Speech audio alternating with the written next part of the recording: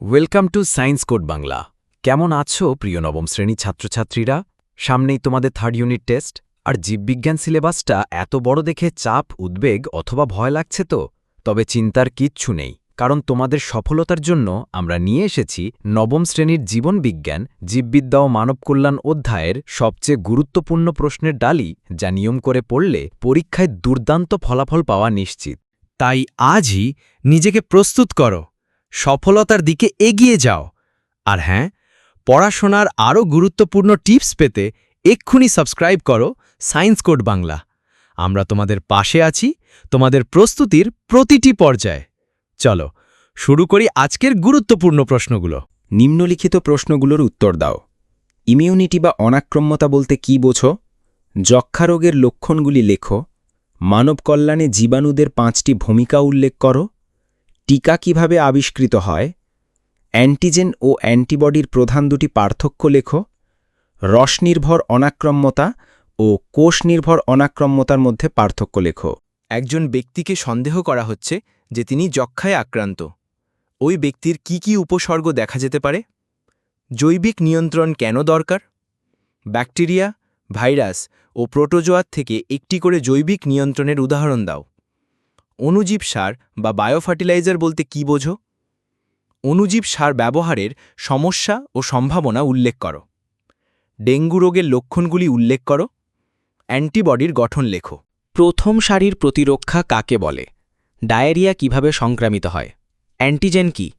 ধৌতকরণ কেন প্রয়োজনীয়? ধৌতকরণ কিভাবে রোগের সম্ভাবনা কমায়? নিউমোনিয়া রোগের প্রধান লক্ষণগুলো কি কি? টিকাকরণ কেন দরকার?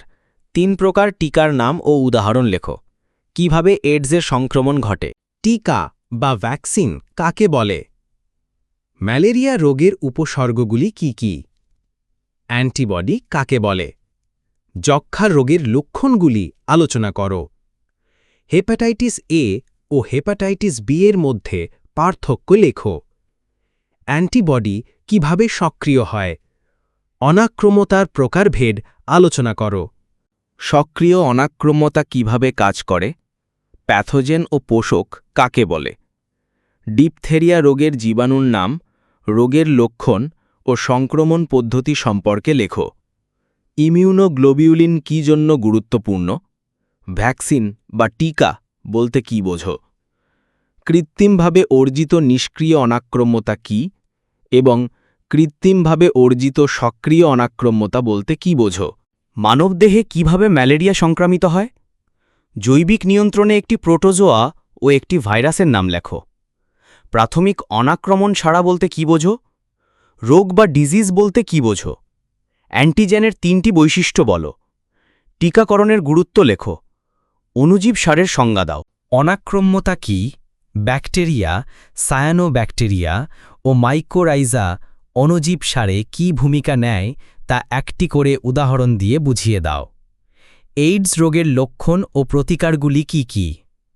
রসভিত্তিক ও কোষভিত্তিক অনাক্রম্যতার পর্যায়গুলো লেখো। হ্যাপটেন ও কার্ডিওলিপিন কি? Brought to you by Science Code Bangla.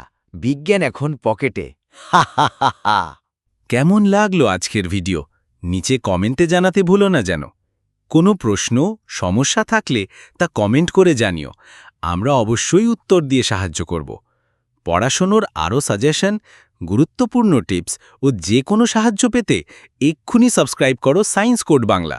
ভালো লাগলে লাইক করো, কমেন্ট করো আর বন্ধুদের সঙ্গে শেয়ার করো। তোমাদের সফলতার পথে আমরা সব সময় তোমার পাশে আছি। Thanks for watching.